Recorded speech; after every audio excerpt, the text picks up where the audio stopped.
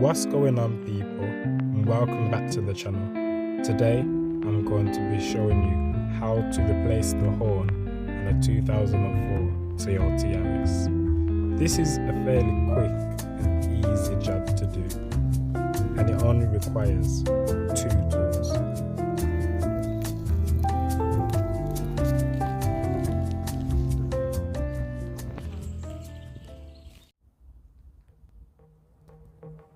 So the horn is located on the left hand side of the vehicle on the crossbar.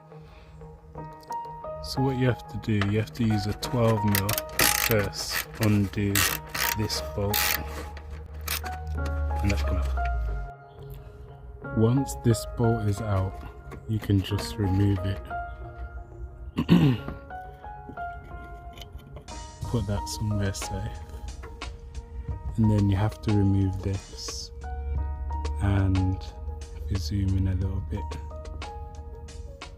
you can see that we have to push this down using a small screwdriver. So push that out and then you'll be able to remove this. Yeah, so it's a bit tricky, but you just, if I zoom it, just get some focus. Remove this and that comes out.